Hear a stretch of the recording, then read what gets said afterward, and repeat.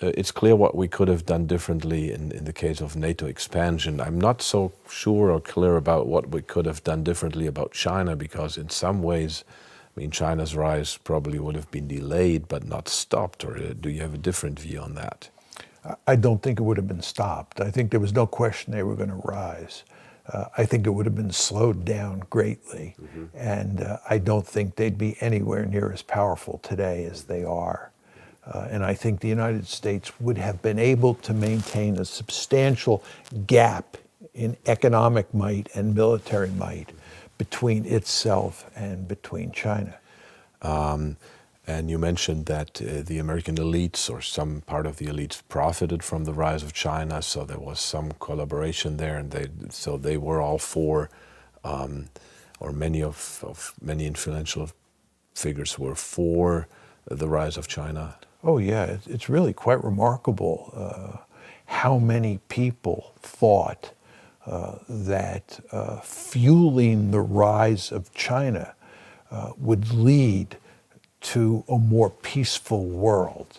I mean, the idea was that as China grew economically and became more prosperous, and as China was integrated into more and more international institutions, like the World Trade Organization, which it joined in 2001, it would become a responsible stakeholder in the international system, because after all, it was benefiting greatly from being a part of this American-led international liberal order. And then, very importantly, as it grew prosperous and as it became a responsible stakeholder, China would become a liberal democracy.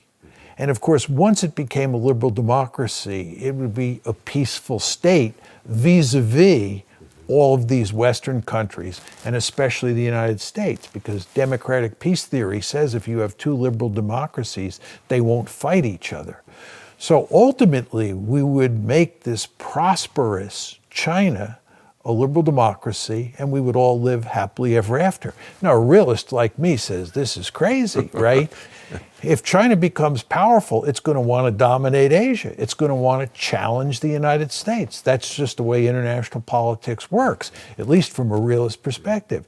And I think if you look at the historical record, there's lots of reasons to believe that realism is a powerful theory.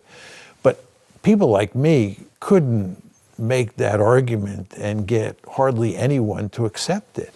And what you saw was that the elites, who really were close to the American elites, who were close to the Chinese elites, worked hand in hand to help China grow and make the argument that China would be a responsible stakeholder and a partner with the United States in producing a liberal, peaceful order.